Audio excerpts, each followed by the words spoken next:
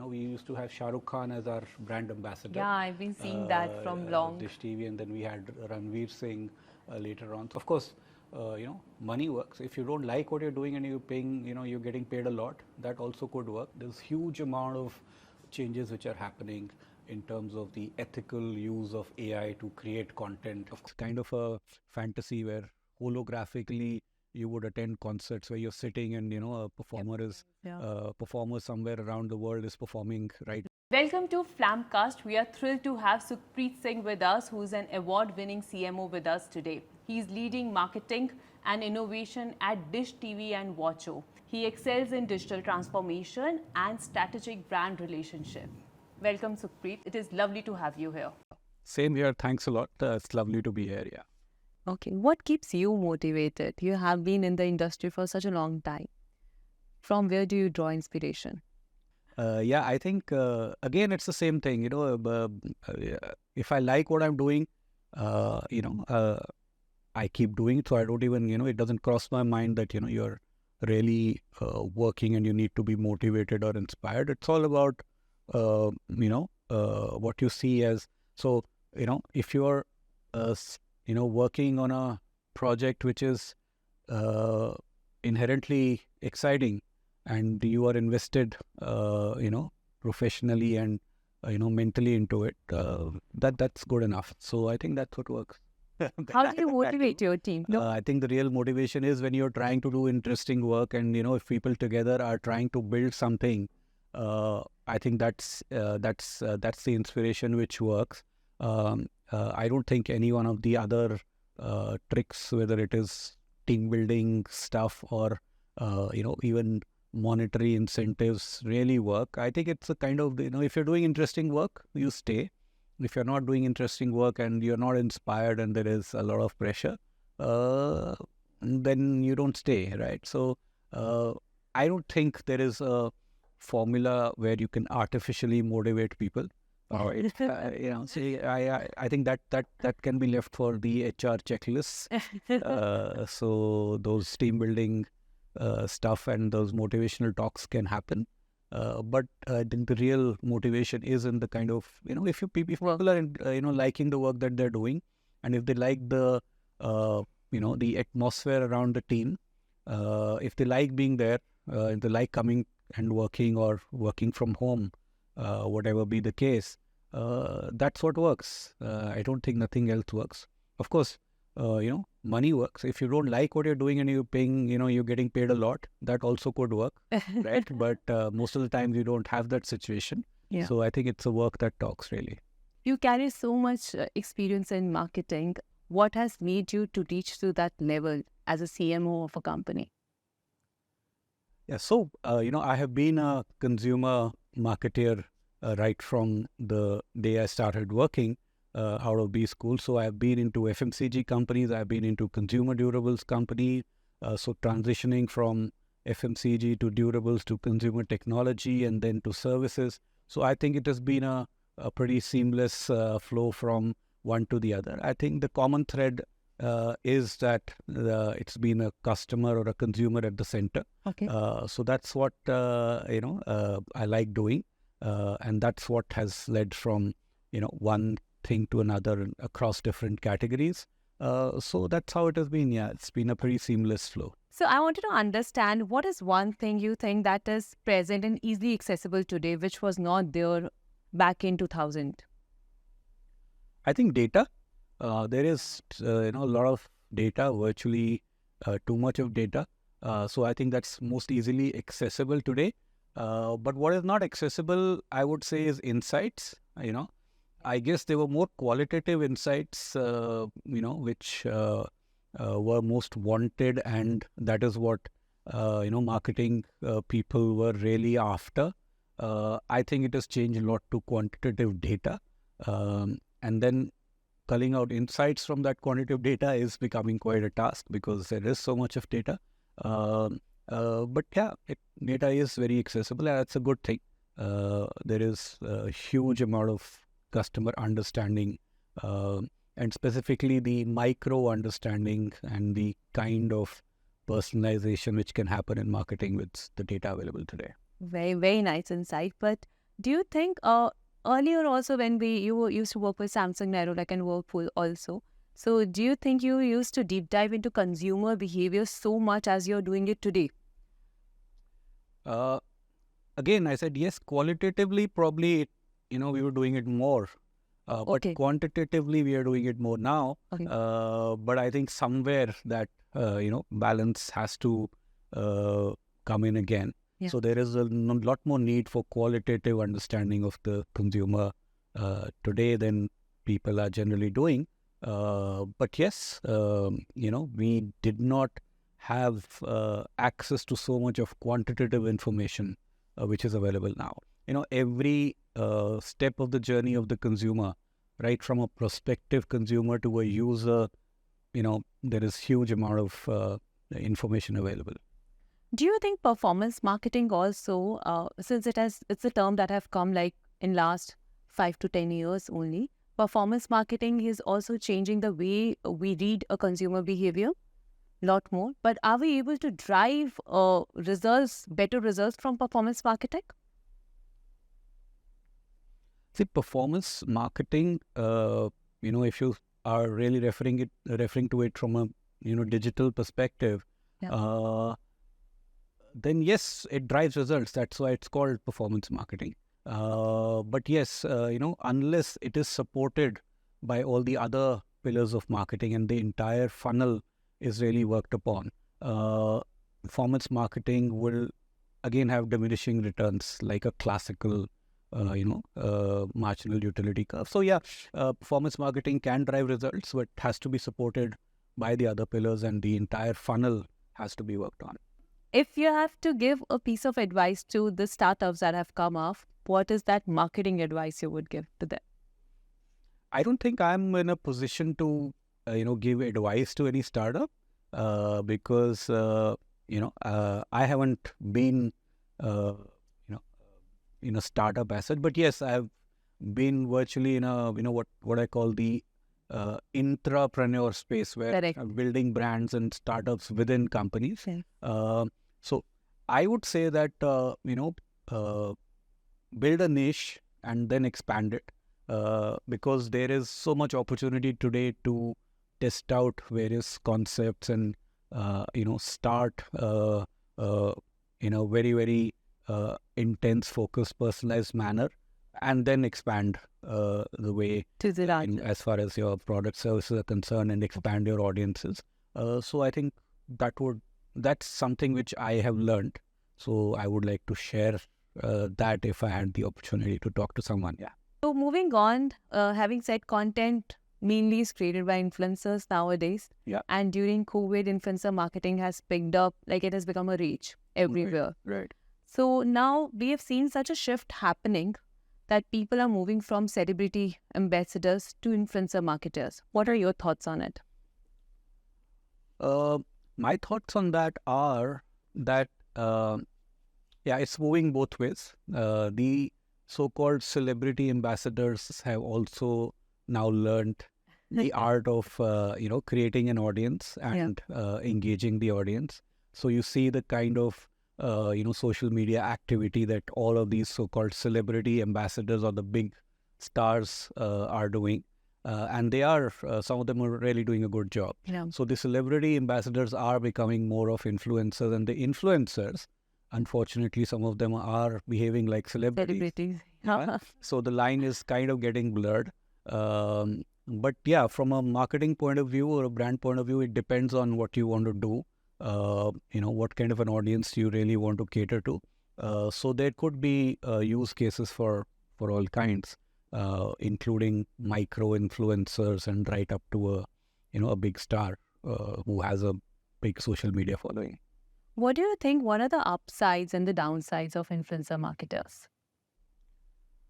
See, the upsides are pretty obvious that, so if you choose, and if you're not, let's say getting carried away by sheer numbers and reach and how many followers somebody has, and, if you're trying to tell your story to the kind of an audience and you choose the right influencer who has that kind of an audience, and then you create a vibe which is resonating with the audience of that influencer. If you also give the freedom to the influencer to tell or to give the brand message in the way that they want to do, because they know their audience best, right? And if you don't try to overpower them, and brands, including us, we try to do that all the time. So we make that mistake.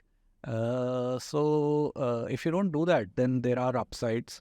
But the downsides are when you try to do all these things, then you are trying to force fit yourself into that influencer space. You're trying to force yourself upon that audience, and you're trying to sell and promote very crudely, and that doesn't work. But we make that mistake all the time. All the brands do that. The narratives become brand out, and consumer do not resonate with that. Yes, that's true. Tech and AI has been growing rapidly now, and there is a digital transformation already going on.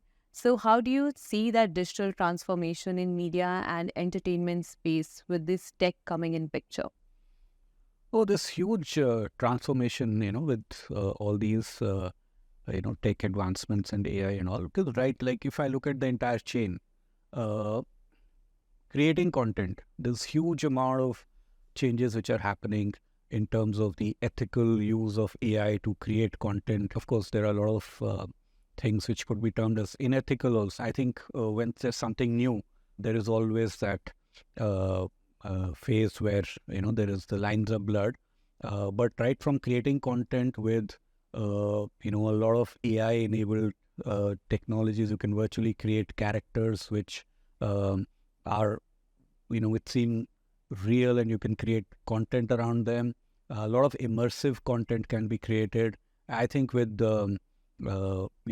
back-end technologies like a 5G high-speed data being easily available, when it happens, still I think there are gaps in that, in the kind of quality of the data which is available. But once that happens, the whole immersive creation of immersive content and the consumption of immersive content will be huge. For example, virtual live streamings with, I don't know, and it's kind of a fantasy where holographically you would attend concerts where you're sitting and, a performer is performer somewhere around the world is performing right there, in front of in a holograph or something like that. And those are things which will happen. Those are things which will change the way content is created and consumed. More than that, I think a lot of customer management for companies like us is changing very fast, with a lot of information which is processed very fast, and the responses which can be given, and the kind of deep learning which can happen for all our customer services, the chatbots and the various tools which are enabled at the customer service touchpoints. Those are huge advancements which will make it much easier to personalize, customize the responses to every customer who kind of calls you or is in touch with you through any one of your touch points. So there is huge amount, and of course then there is in content distribution with the a lot of these blockchain technologies, distribution of content becomes a lot more secure, and the forms of distribution of content change quite dramatically. So I think all that is happening across the chain of our business. So I think that is quite exciting. Yeah, absolutely. So DishTV has recently done a print ad with mixed reality. Yeah. How that experience has been for you, for the brand, and when you introduced this idea, how it was taken internally with the stakeholders? Yeah. No, I think that the experience of doing this mixed reality campaign where we used, we generally, we haven't been using print for a while, but when, in this format, when you make a print ad come alive, using a mixed reality format and the backend technology, I think that's where the lines between, print or a audiovisual medium kind of, they get blurred. Yeah. So I think it was a great experience. We had, very good response. So if you look at, the people who interacted with that ad, was the number of people. If you look at the percentage of circulation of those papers, I think that was more than what we thought. So more immersive the experience, or more immersive the interaction with that advertising, with that piece of advertising, the more recall you will have inherently. So I think by definition, it works for. So this is mixed reality. The print ad that I was referring to, you have used mixed reality for a print. Do you plan to use such technologies going forward in other consumer touch points as well, like digital maybe, or some other like billboards, outdoors, whatever you plan to do? Do you plan to have such kind of innovations in your strategies? Why not? Definitely. But to be honest, right now these innovations are not built into a strategy. Because many times a lot of these innovations come from the agencies and partners, like Flam, right? So right now, to be honest, they are not built into a strategy. But yes, as we go on and we see the results of these, with these innovations, so then obviously you start thinking like that.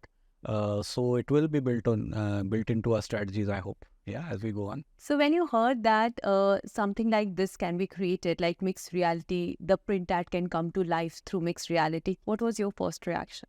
No, the first reaction was, yes, let's go out and Try. experiment, because we've done some a lot of things earlier around that. For just to give you an example, we had a very interesting campaign which was like, we used to have Shah Rukh Khan as our brand ambassador. Yeah, I've been seeing that from long. DishTV, and then we had Ranveer Singh later on. So we had this dance with Shah Rukh Khan thing where we took around an augmented reality van around to a lot of tier 2, tier 3 towns where people could actually dance with Shah Rukh Khan.